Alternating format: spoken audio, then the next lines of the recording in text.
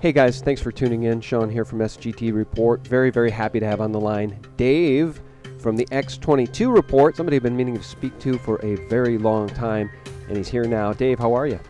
Hey, thanks for having me on. Hey man, thanks for joining us. I really do appreciate it. I think it's really inspirational that you've taken the X22 Report on YouTube and X22Report.com and you've turned it into something that is an alternative to what the Mockingbird mainstream media wants to spew to us on a daily basis. So thanks for coming on.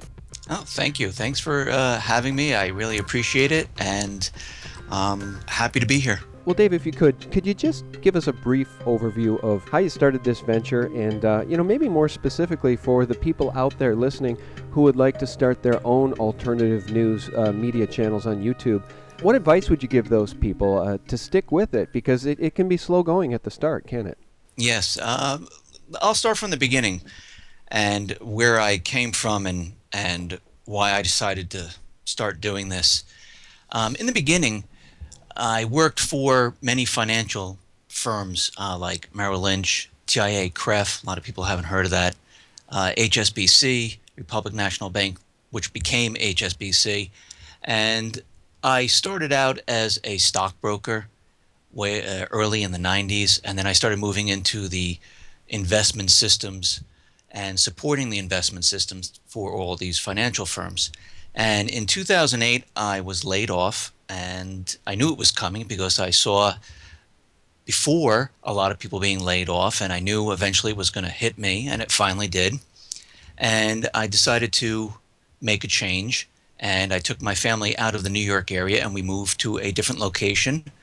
And I started to consult, and I said, you know what, I'm going to start talking about what's really going on, because the corporate media is really not telling us what's going on. The government sure is not telling us what's going on.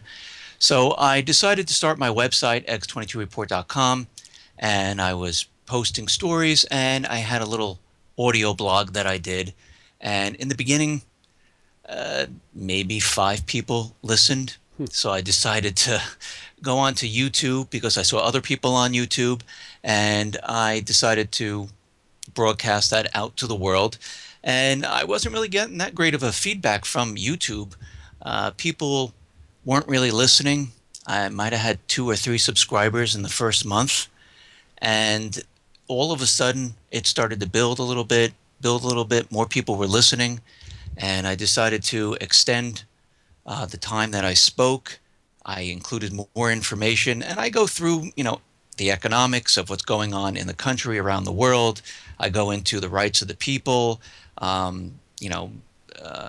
spying on the American people. I go into geopolitical, and I also talk about what's going on in other parts, and just try to wrap it all into a story, just so people get a big picture of what's going on. I try to stay away from very specific incidences, except if it's broadcasted all over the corporate media and they're trying to make a big deal of it, and I look at it just like the New York Stock Exchange when it went down. I have, I guess, a very different view than most people. A lot of people first came out and said it was a cyber attack, and I kind of went the other way because I was in that field, and I know what testing is, I know what the software glitches are, and what they were saying absolutely didn't make any sense whatsoever. But that's a whole different story. But that's how I started, and it grew from there, and here we are today, and on your show. Well, it's our show. It's the people's show, man. I mean, I Yeah. always like to say, without the people who care about truth, without them, there would be no us. And, if you don't mind, actually, let me just Mhm. circle back to that NYSE closing on, I believe that was last Wednesday, wasn't it? Yes. Because I was actually away for 2 days. I was canoeing and camping with 2 of my sons, and I got back and heard about that. That's a big deal, Dave. Closing down the NYSE for what, 4 hours? In the midst of a Chinese stock market collapse. There's so much going on in the world economically. I like to say when we interview Bill Holter and Andy Hoffman and Harley Schlanger and all of these great people we talk to, Peter Schiff, Gerald Celente, that we are documenting the collapse. And that's what we're doing here, too. So why don't you recount for us what your take is or was on that New York Stock Exchange closing, because that was very, very unusual. Yeah, they came out with the excuse that they were doing some type of software upgrade, and when they did the upgrade, there was a glitch in the configuration on some of the other components, and they didn't realize it, and they didn't want to fail. I mean, first the CEO said they didn't fail over, and then they had I guess one of the tech reps come out and say, "Oh yes, we did fail over to a different site." But what doesn't make sense to me is that when I was working in the investment field, what they have is they have their production site and they have their test facility, which mirrors the production site. And every time you do some type of upgrade or anything like that, it is done on the testing site. And you test it, you make sure the configuration is correct, and you leave it on there for not just one day, you leave it on there for many days to make sure that everything runs smoothly.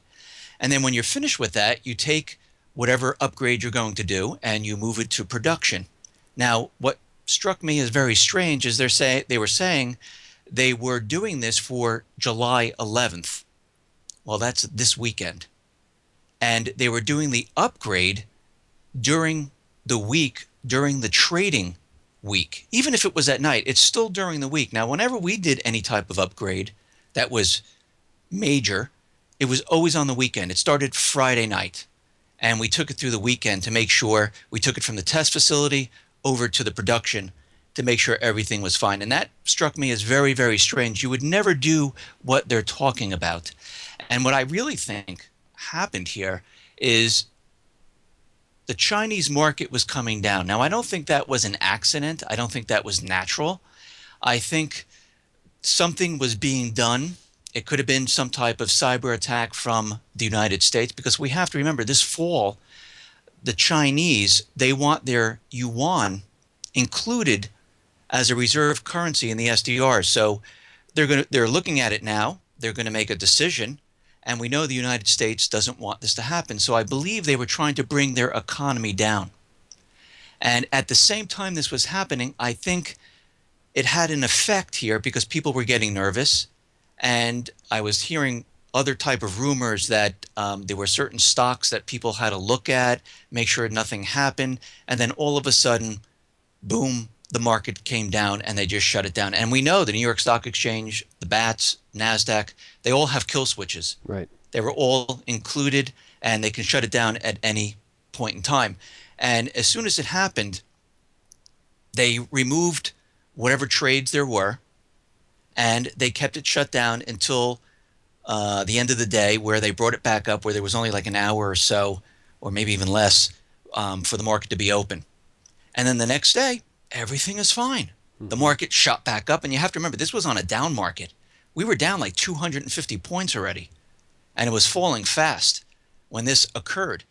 And what struck me is everyone was like, oh, this could be the first thing for a cyber attack. And I'm looking at it and I'm saying, well, whenever the U.S. government, and I call them the U.S. government central bankers, whenever they do something and they want to push a certain agenda, they come right out within an hour or so, and they'll tell you, yes, it was a cyber attack. Yes, we know who did it. We know how they did it. Right. They have the entire story, and it's always perfect. This time, they didn't have any story. This time, they were taken by surprise. This time, they didn't know really what was going on, and this is how I know this wasn't really planned. And I think the market was coming down. They had the high frequency trading, the plunge protection team. They couldn't keep the market up, so they threw the switch and they said, okay, what are we going to do here?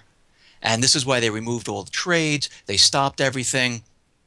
And when there is a planned cyber attack, which I believe there's going to be, they will have their story complete. They will know exactly what happened, who did it, just like when Sony was hit, just like when Chinese, they say the Chinese hit other areas, or Russia hit other areas. They always had the story perfectly down. They knew exactly what was going on, because the government works well when they have everything planned. When something comes out of left field, they have no clue in what to do. Actually, they're worthless. Right. And we definitely saw that. And from the story that's coming out about software upgrades and this, I knew something really didn't make sense here. And also, if it was truly a cyber attack, do you really think they can bring the market up in 3 hours? I mean, I remember when I was working for Tia Kref, we had a virus hit our entire company. It was called the I Love You virus. And it brought down almost everything. And we spent the entire night and then the next day trying to get everything back up. And still, there were still problems. If this, and the only reason we were able to clean it up is because the virus companies came out with their signatures, and then we started to clean it up. Beforehand, they didn't have any signatures. Now, if this was a true attack, you know there's no signatures. It's not easy to clean up. You can't find everything. And in 3 hours, it's completely impossible to track down everything and say, okay, everything is fine. Right. Even if it was 4 hours, it's completely impossible. Yeah. And this is how I knew there was something up. And also, they just wouldn't come back up online and everything would be fine. They'd still have problems, still things they'd have to clean up, and they would definitely have to fail over to their disaster area. If something infected this area, they would try to contain it. And this is how you know it really didn't happen the way they said. Right.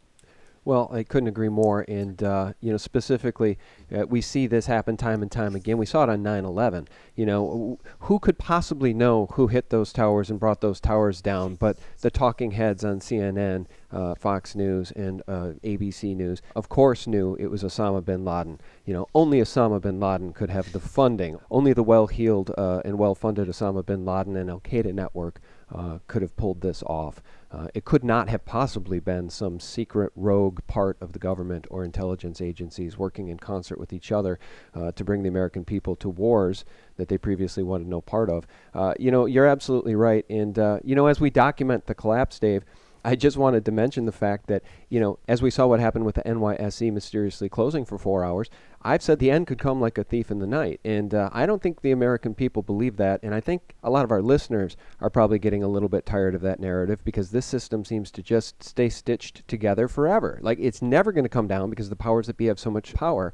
But I don't think they do anymore. I think the men behind the curtain don't have very much power left. We know the Fed has used all its bullets. However they got us through 2008 with their fiat money machine and trillions in printing, they've used all those bullets up. And so when I say that the end could come like a thief in the night, people need to realize there is no FDIC insurance on your deposits in the bank. When the end comes, Dave, people are going to be standing in line just like the people of Greece. They're not going to get their deposits back. They're going to be standing in line as creditors, and it'll all be gone. I mean, look at the mysterious stuff going on with Seed and Company, trying to account for stock trades at the end of the day. I did an interview with Bix Weir, the horrifying truth that History Channel won't tell you. And it's all about these billions of trades that happen every single day on the stock market that are supposed to be reconciled within 3 days, but we know they never are. I think what I've just described is the absolute epitome of a Ponzi scheme. And do you agree with me that the end could come like a thief in the night? I completely agree. I mean, I see what's going on around the world, and everything is interconnected. I don't see one thing as being the trigger. I see all of these things coming together to making a perfect storm. And you referred to 2008 and how they kept the system going, and I'm just shocked how long we have been going for. But I don't think they saved it because they thought, oh, okay, now everything is going to be okay. I think what happened is they saved it because they knew the end was here and they had to put certain things into place, not so the people benefit, not so we make out and everything is fine for us. It's so they make out in the end. That's right. And I see, if you look from 2008 coming all the way to 2015, all the things they've done already. I mean, the bail-in documents, everything where they snuck in certain things where they'll cover their derivative losses. You look at, they're opening up Cheyenne Mountain. They're trying to go through the Middle East and capture certain regions again that they're losing. The coup d'etat in Ukraine. So all these things, they're trying to keep the system going while they protect themselves. And as we get closer and closer to the end of 2015, I see it getting worse and worse because I see the powers that be, they're losing control of what's going on. They know this. They know this can't go on forever. Hmm. And I think their goal is always the same. They're trying to get into Syria. They're trying to get into Iran. And yes, their tactics change, but their goals are always the same. And they do believe that if they do this and they put the dollar on oil and they sell the oil in these countries, they can prop up the system because this is what they've been doing. And I don't think this can be sustained at this point in time because they're losing the Middle East. And as we know, once the people of these countries take back their country and they kick out the central bankers like we see in Yemen, this is why we have Saudi Arabia in there.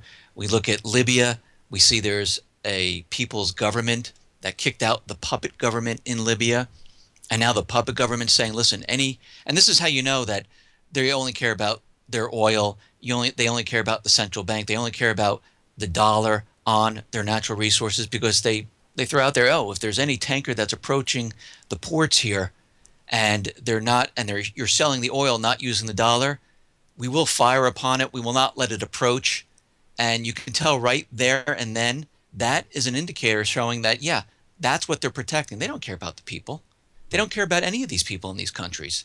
They only care about their natural resources. They only care about keeping the system going. But what we're seeing here is a complete collapse of everything all throughout the world, here in the United States. And eventually, what I've been saying is in my reports is that they keep talking about this interest rate. Oh, we're going to not raise it. We will raise it. And they keep going back and forth. I think they're going to use the interest rate to show that, look, we're in a recovery. We can bring it up a couple basis points.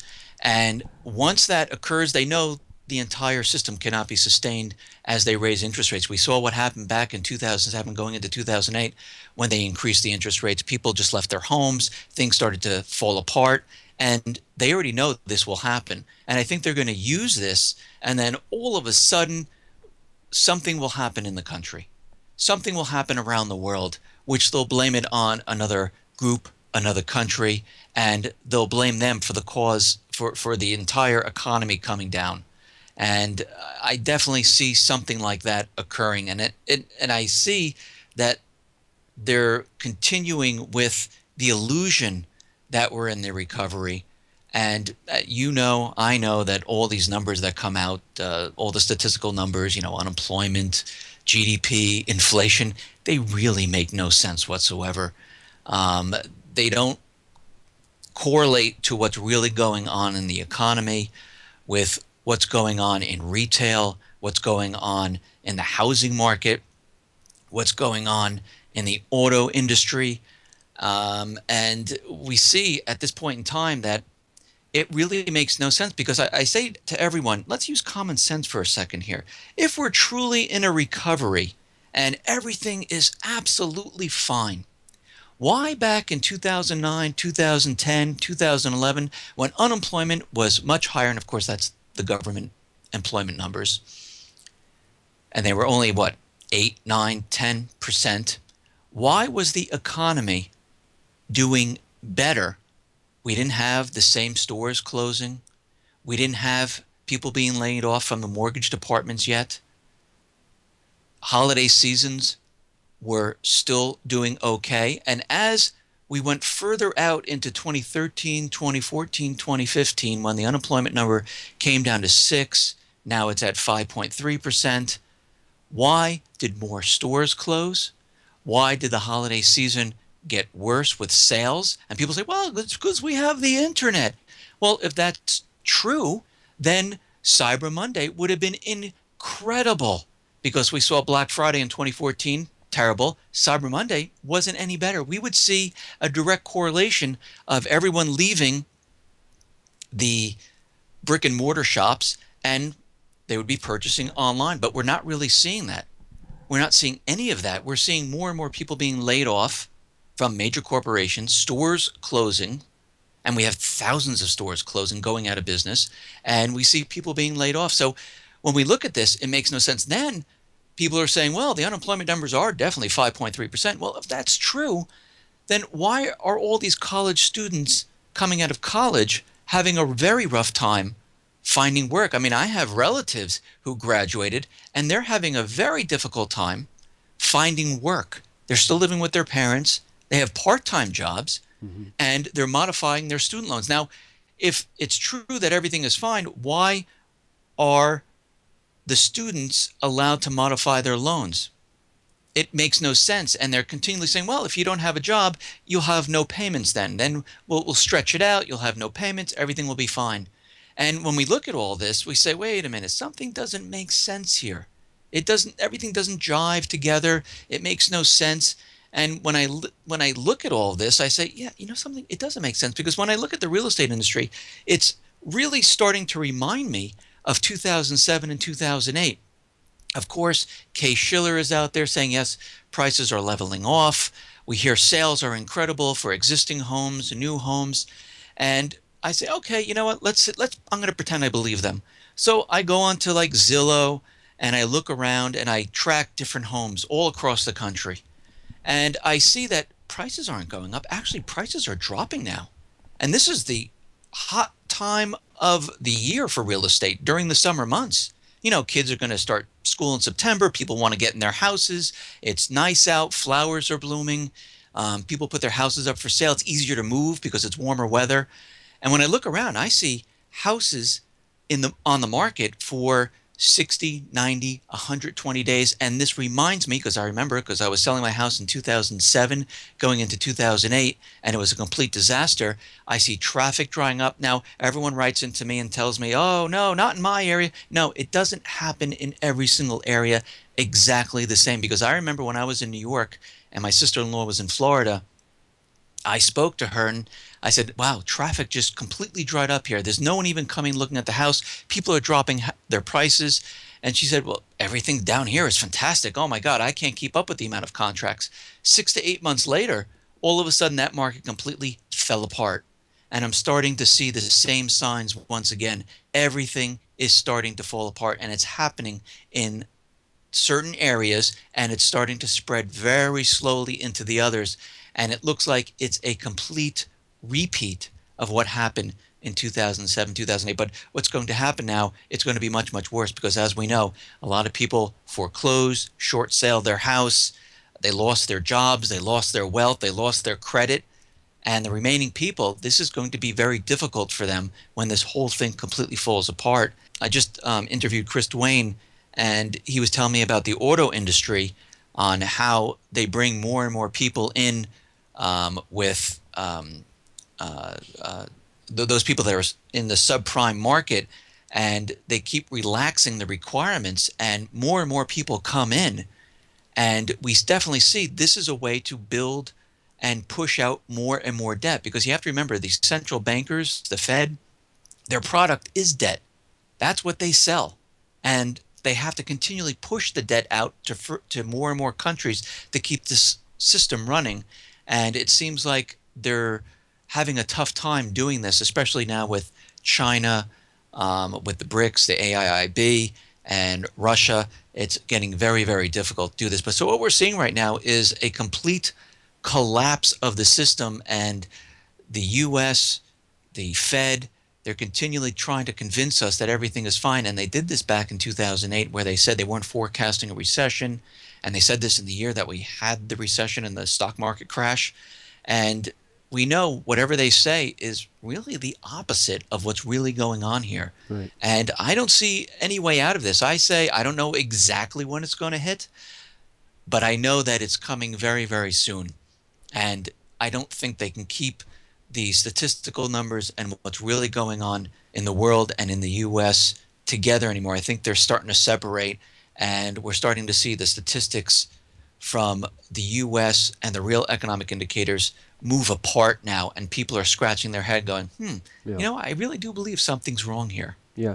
I don't think that there is a people on earth more fully engulfed in propaganda than the American people.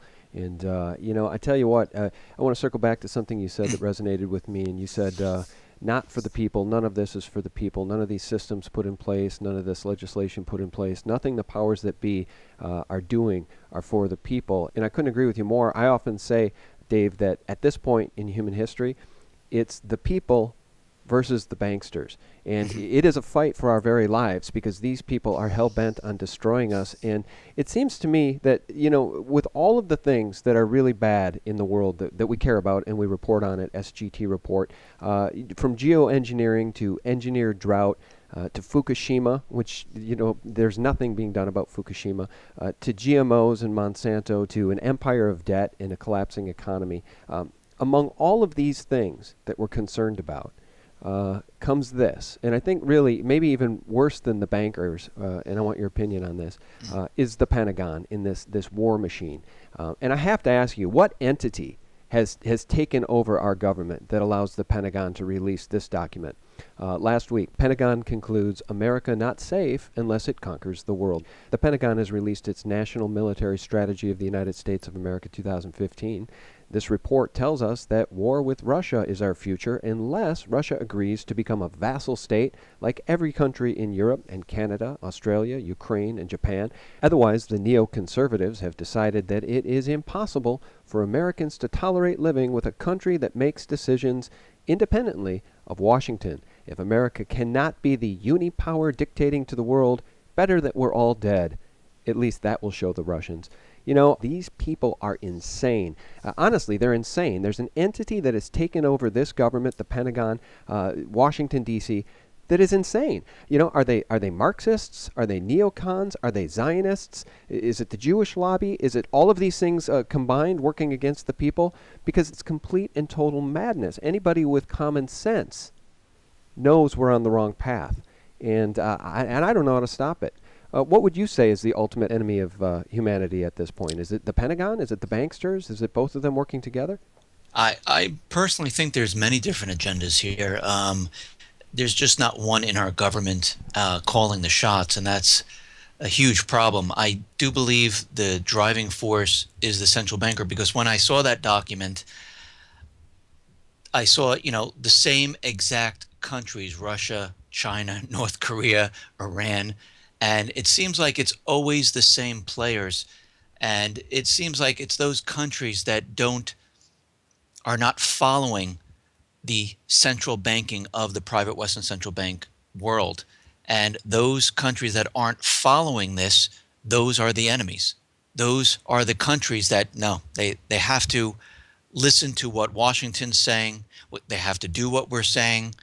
And I think this is, on one part, being controlled by the central bankers. And I believe there's other countries also pushing their agenda, Israel for being one. Mm-hmm.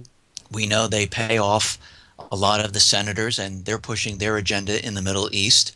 And there are a lot of hands in the pot, and there are many different agendas going on. This is why we see, one side who wants to make a deal with Iran, one side that wants to go to war with Iran, and it's all starting not to make sense anymore. And I've said this before, our government today is really not working for the people whatsoever. Mm-hmm. They're working for other governments and corporations. Look at the TPP. Yes, the corporations definitely, and the central bankers. So they're all working for them, and we're standing here going, hey, what about us? This is the U.S., and everything you're doing is not for, actually, you're making it worse for us. And it's basically what I see happening here is, as the dollar dies, they're trying to make the case of why we need to go to war. Now, I'm completely against war. I don't know if there's anyone out here that's for war, except for those people who are going to profit from it. But I have children, and when this war, I do think there's a war coming, I don't want them involved in this. I don't want them fighting for a bank, another country, or some other entity. I'm very nervous about that. And I don't think anyone else wants their family members going out and fighting for this. Now, I have nothing against the armed forces. I have many family members who are in the armed forces, and most of the people that join the armed forces do believe they're fighting for, freedom, democracy. But a lot of this has nothing to do with this. A lot of this, our armed forces are placed into different positions in different parts of the world to support corporations, central bankers, and other countries. And what I see from this document is that they are trying to make the case that, yes, these are our enemies. These are the people that we'll be going after. This is why they've been demonizing Russia, containing China, demonizing Iran, trying to get into Syria, North Korea. Definitely, they're continually doing this. And I see that this has been building for a very long time. Military assets have been shifted and moved into many different locations in Eastern Europe, in the Pacific.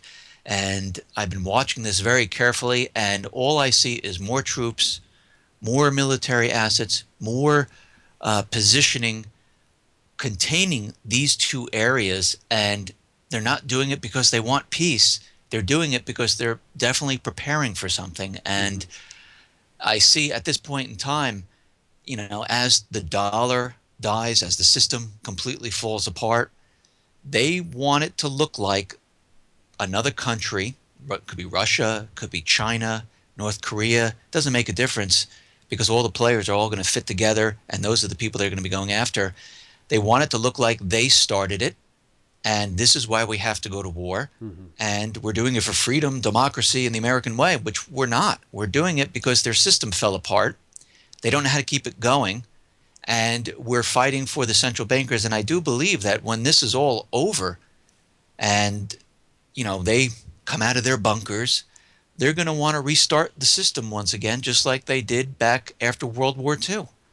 And we're going to be put on a new, maybe one world currency, however they're going to try to do it. But I still think there's time to stop all of this. I think that if we're a people and we keep sending out our message, and I say this quite often, and people tell me I repeat myself, and maybe I'm doing it on purpose, which I am, because I need to let people know that if we tell more and more people, and we're on to what they're doing, and we know that, yeah, this is not terror, this really isn't a threat, they really didn't do it, we can band together as a people and say, you know what, we're done here. Now, we can't do it with 5,000 people. It just won't work. 5,000 people, 10,000.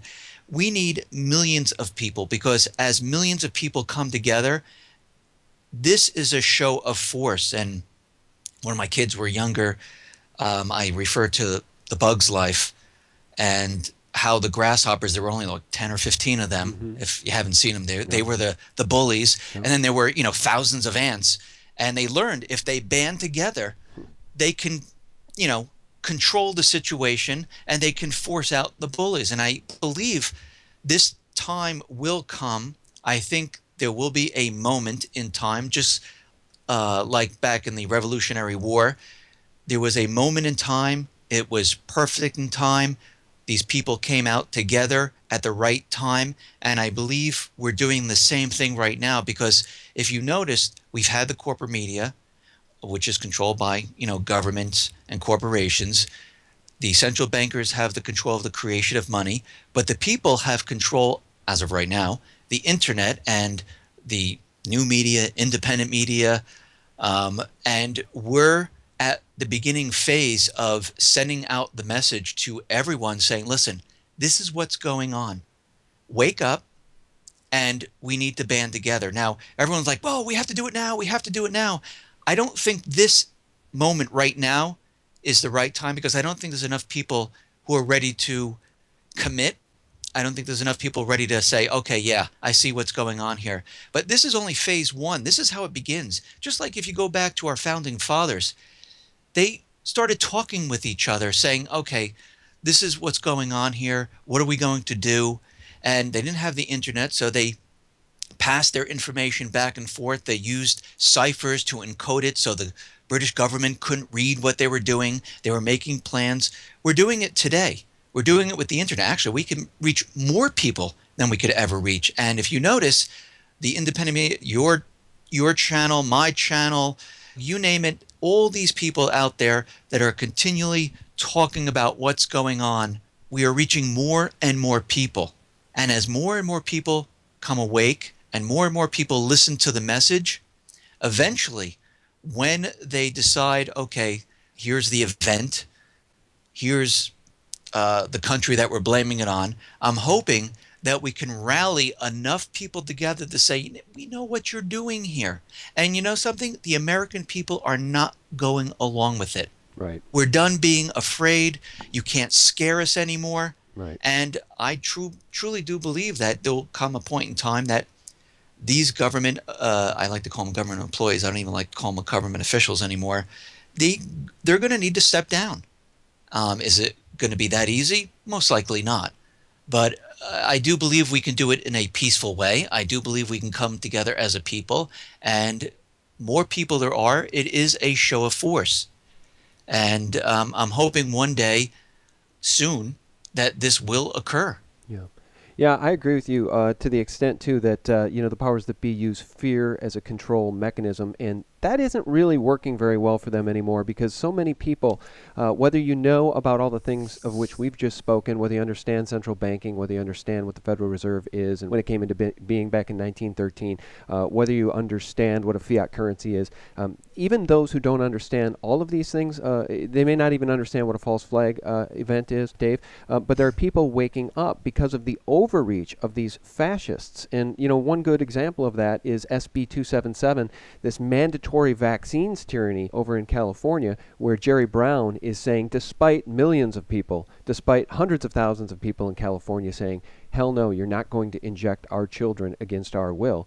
He's saying, yes, we are. And so these people are waking up. These people are realizing there's something wrong. These people, so slowly and slowly, people from all different walks of life are waking up to the tyranny that has enveloped this country. And it gets me back to what you were saying about Kevin Spacey as the lead grasshopper in A Bug's Life, in which he says, if these ants ever figure out how powerful they are, our way of life is over. And I think the ants are starting to wake up. And I think that's probably a great way to end this conversation because it is a hopeful way to end the conversation. And I guess one last question for you, just real quickly, is are you surprised that the powers that be have hammered down precious metals through the paper markets to the degree they have? I honestly never thought we'd see $15 silver again below the cost of production. Does that surprise you at all? Actually, it doesn't. Because if you look at the entire market, I mean, think about it. If they're trying to prove that we're in a recovery and gold is at, $4,000, silver is at, $450, Yeah. people would be waking up saying, that doesn't, wait a minute, you're telling we're in recovery and gold is going up. So what's going on here? Because if gold's going up, that means the dollar is losing value. And I think what they're trying to do is continually suppress the market until the very, very end by, dumping a lot of paper silver on it and dropping the price as much as they possibly can. And I think once the entire thing just falls apart, this is when we're going to see gold and silver skyrocket. And people ask me, are you still purchasing? Yes, I'm actually, this is great. It's all on sale. Yeah. I mean, this is the best time to purchase silver or gold. And I do believe that paper is just that, paper, ink. It's actually worthless. And I rather have gold and silver any day. I don't care if they push it down to $2 silver and they push it down to, I don't know, 700 gold. I'll just purchase more because I do believe that is a store of wealth. That's my insurance policy. And if I look back into the 30s, I look back in time, it's always been around. How long has the dollar been around? Not as long as gold and silver. Yeah. Well, in the petrodollar, I think it's about 40 years old now. I mean, Right. It's very, very long in the tooth, and we see the de-dollarization happening. We see Russia and China now avoiding dollars as they complete transactions between themselves. There's no need for this sea of dollars that is that's out there internationally now, Dave, because none of these countries want to deal with the dollar. And Americans better wake up because the day of reckoning is coming. The day of the end of the dollar as the world's reserve currency is in the process of ending as we speak. I completely agree, and I agree with you that many countries now are completely moving away from the dollar. The BRICS are saying they're going to be trading in their own currency outside the dollar, not using it whatsoever. Mm-hmm. Yeah. And we're seeing a lot more of this, and we're seeing a lot of countries making sure that they're protected by doing the bilateral trades with the yuan. They have clearinghouses now, and they're making sure that, okay, we're going to keep the yuan in reserve, we're going to keep the dollar in reserve, and if the dollar falls apart, at least we can look at the yuan and other currencies to make sure that we can still operate. And I definitely see that it's coming. It's just a matter of time, and when the whole thing breaks down, this entire system will completely implode on itself. Yeah. Yeah, it is coming, and that's why we have these conversations. It's our goal to document the collapse. Every single day there's new news. Every single week things seem to deteriorate just a little bit more, whether it's in Greece or whether it's within the banking system, or whether it's with the TPP and the attack against our own economy by the fascists in charge. Every single day there appears to be some new, huge, big piece of news, and our goal and our job here is to document the collapse and try to wake people up to take action, whether it's taking action to take the power back from the government that has usurped the power from the people, or whether it's to merely take action to protect yourself from worst case scenario in an economic collapse. Our guest has been the very like-minded and likable Dave from X22 Report. Dave, thanks so much for your time. Thank you. Thanks for having me. Hey, can you remind people how they can find you out there on YouTube and on the interwebs? Yes, you can find me on X22Report.com. You can go to my YouTube channel, which is just X22 Report. And I have a new channel called X22 Report Spotlight, and you can find that on YouTube. Or you can just come to the X22Report.com, and everything is just right on that site. Yeah, Dave started to do interviews with some of the same people we interview and others that I've never gotten a chance to interview, and you're doing a great job there with X22 Spotlight, Dave. Hey, thanks again so much for your time, brother. We'll look for your great work there at X22 Report, which we post at SGT Report every single day. And guys, I want to thank you for tuning in. We really do appreciate your support at SGTReport.com, as you well know, at thelibertymill.com and at thephaser.com. Real news 24/7. God bless. Have a great week.